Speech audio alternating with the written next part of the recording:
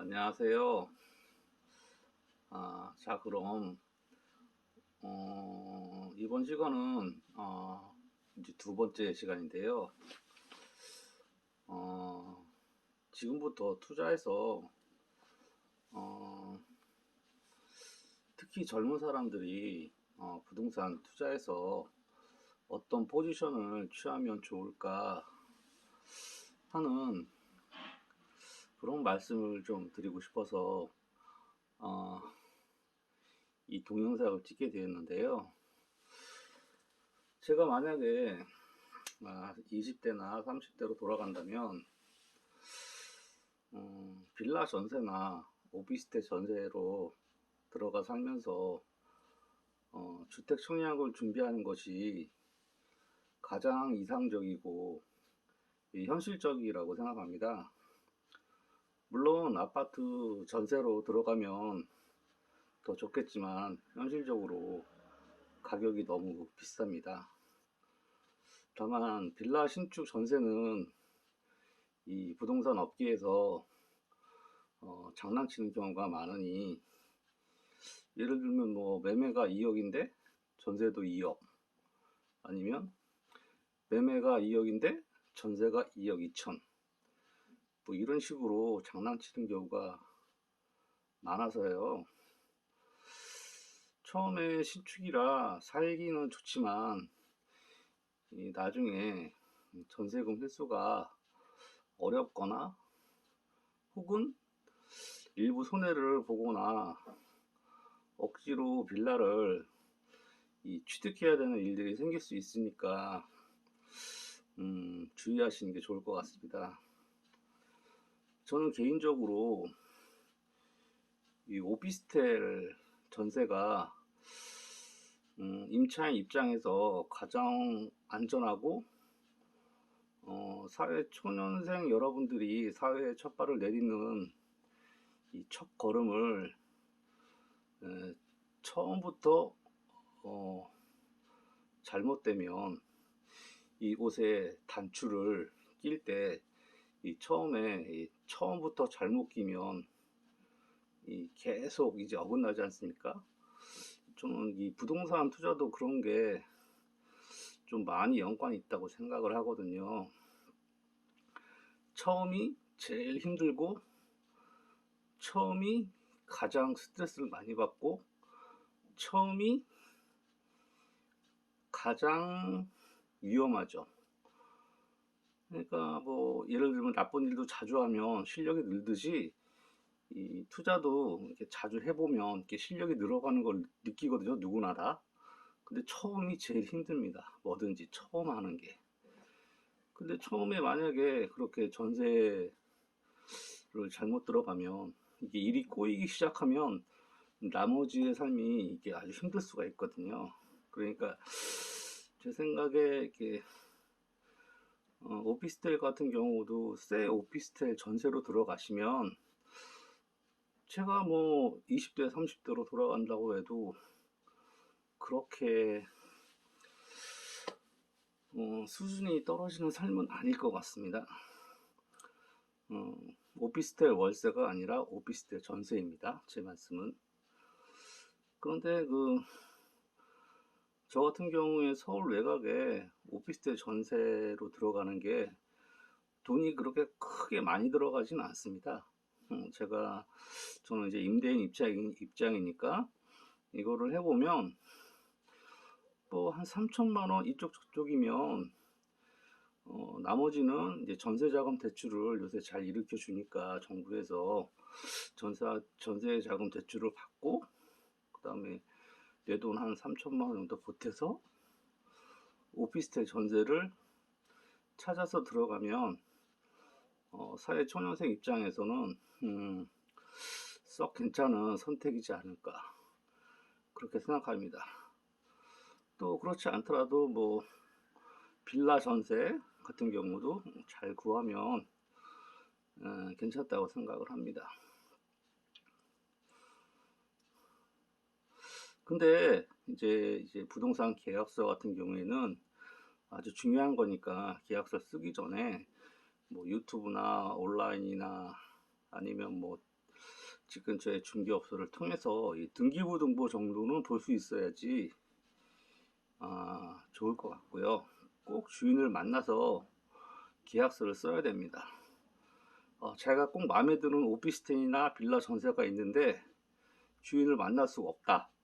뭐 여러 가지 핑계가 있겠죠. 뭐 지방에 있다든지 지금 뭐 해외 출장 갔다든지 뭐 여러 가지 경우가 있어도 그거는 꼭 피하셔야 됩니다. 주인을 사정상 못 만나는 경우에는 다른 오피스텔이나 다른 빌라에 들어가시면 됩니다. 무리하게 오피스텔이나 집이 꼭 마음에 든다고 그 집에 꼭 들어갈 필요는 없다고 생각합니다. 저 개인적으로는. 집은, 오피스텔은 어디에나 항상 많이 있습니다. 없다면 더 열심히 주변을 찾아봐야겠죠. 분명히 있을 거라고 생각합니다.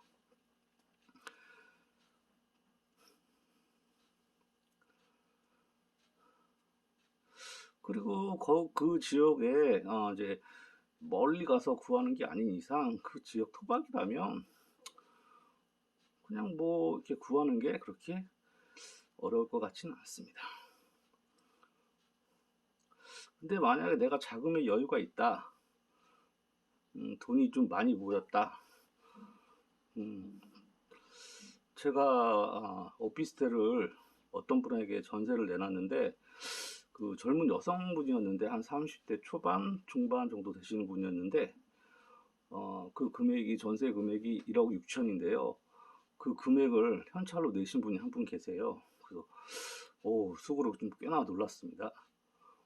저도 그런 현찰로는 그런 돈이 없는데 현찰로 그냥 일시로 내시더라고요. 근데 거기서 조금만 더 보태면 새 오피스텔도 뭐 1억 후반에서 2억 초 중반이면 지금은 좀 많이 올랐는데 예전에는 한 1, 2년 전만 해도 구입할 수 있었거든요. 지금도 잘 찾아보면 혹시 구할 수 있을지 모르겠습니다. 제 기준은 서울 아닙니다. 근데 돈이 좀 충분하다 그러면 전세로 살지 마시고요. 오피스텔을 구입해서 새 오피스텔을 저희가 취득해서 사는 것도 괜찮습니다. 이것이 오피스텔 전세하고 비교했을 때 뭐가 좋으냐면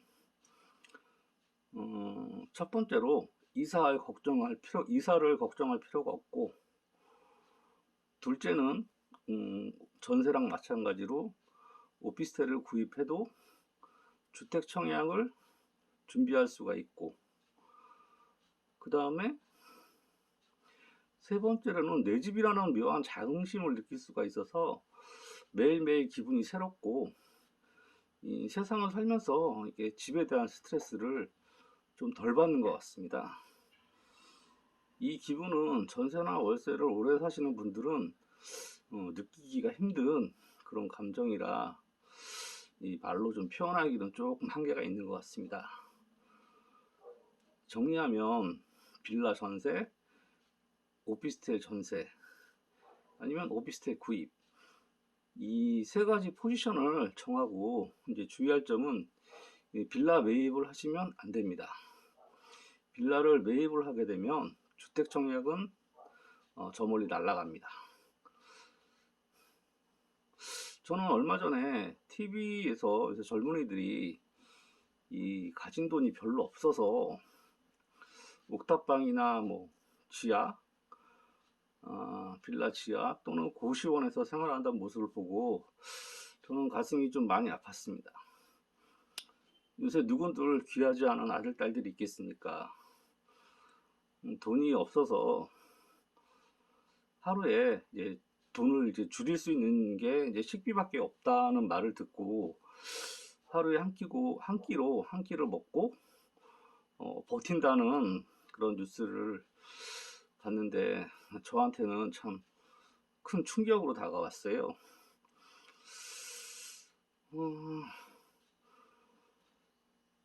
저는 가난한 집에 태어나 가난하게 젊은 시절을 보내서도 하루에 삼시세끼는 꼭 챙겨 먹었는데 2021년 이 국민소득이 34,000불을 바라보는 대한민국에서 젊은 사람들이 돈이 없어서 밥을 굶고 있다는 건 정말 큰 충격이고, 대한민국에서 이 늙은 남자인 제가 뭐 저를 포함한 대한민국의 기성세대가 이 정말 젊은 세대에게 잘못한 결과입니다. 정말 우리 기성세대는 젊은 세대에게 용서를 구해야 한다고 생각합니다. 저는 아프니까 청춘이다 뭐 이런 말을 하고 싶지가 않습니다. 지금 제 이 영상을 보고 계시는 분들이 이 젊은 분들, 특히 제 말씀대로 하시면 최초에 이 부모님께서 독립할 때 빌라 전세, 오피스텔 전세, 오피스텔 구입, 이 세 가지 포지션 중에 한 가지를 선택하시면 될 겁니다. 이 독립하고 싶다는 욕구가 너무 강해서 목돈이 들어가지 않은, 목돈은 제가 말하는 거는 한 3천만 원 이쪽 저쪽입니다. 3천만 원 정도는 제 생각에 모아야 됩니다. 그러면 전세로 시작할 수 있는데요. 마음이 급해서 뭐 보증금 500 아니면 보증금 1000, 뭐 그 다음에 월세 얼마 이런 식으로 월세로 시작하시면 제 생각에는 그리 좋은 방법은 아니라고 생각합니다. 주인에게 월세 줄 돈을 은행에서 대출을 일으켜 전세로 돌리고, 물론 대출 이자랑 대출 월금을 갚기 위해서 최선을 다해서 사셔야 됩니다. 제 방법은 전세로 시작해서 세상과 나의 조화를 이루어 간다고 가정을 할 때 가장 좋은 포지션이라고 생각합니다. 그러면 뭐가 좋은가? 시간이 지나면 지날수록 대출 원금과 대출 이자를 갚지 않습니까? 그러면 원금이 줄어들면 이자도 같이 줄어듭니다. 그거를 통장으로 내 눈으로 직접 확인할 수 있고, 갚은 만큼 그 돈은 제 돈이 자기 그 돈을 빌린 차주의 돈이 되는 것입니다. 그런데 만약 이 영상을 보시고 그렇게 하고 싶다고 해도 도저히 제 방법을 한 3천만 원을 모을 자금의 여유가 없다, 그러면 이를 악물고 참고 버텨서 돈을 마련하셔야 됩니다. 동시에 은행에 가서 전세 자금을 요새 제가 전세 자금 대출을 일으키지 않아서 잘 모르겠지만 은행에서 대출을 일으킬 수 있는 정도의 조건을 맞춰 놔야 됩니다. 뭐 예를 들어 회사를 다니고 있어야 된다든지, 아니면 뭐 어디선가 돈을 벌고 있다는 것을 증명하지 못하면, 글쎄 뭐 돈을 벌 수 있는 걸 증명하지 못하는데 은행에서 돈을 빌려줄 것 같지는 않습니다. 그러면 처음에 이 포지션으로 빌라 전세, 오피스텔 전세, 오피스텔 구입, 맨 처음에 이 방법으로 사회생활을 하시면 여러분이 부동산으로 특별히 그렇게 고생할 것 같지는 않습니다. 저 같은 경우에는 빌라보다는 오피스텔을 선호하기 때문에 주로 거의 오피스텔 전세로 다 제 물건을 맞춰 놨는데요.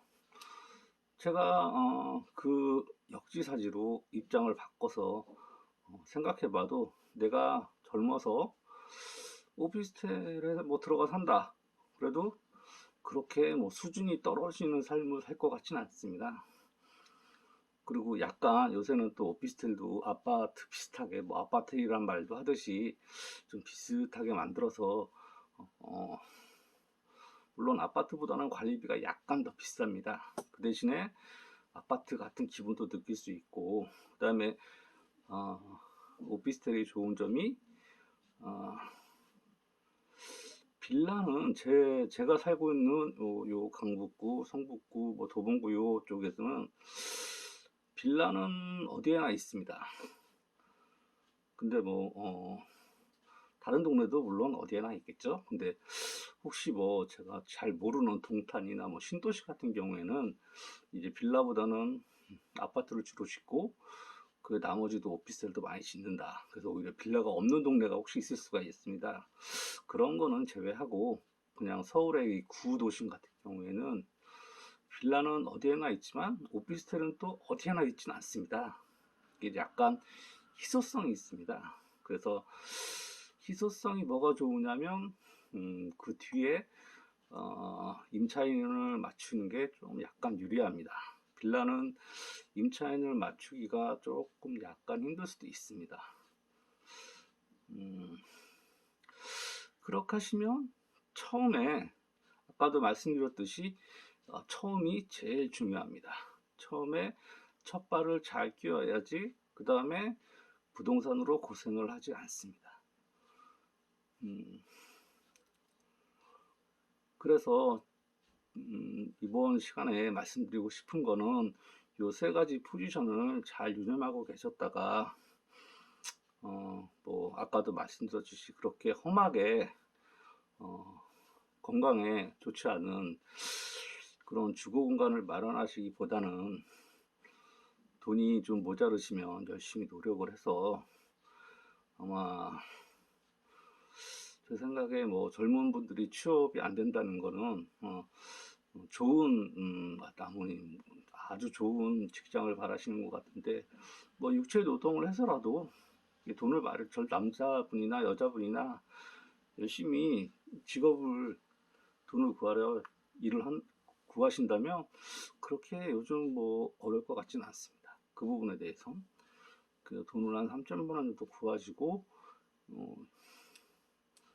이 첫 포지션을 이 세 가지 방법으로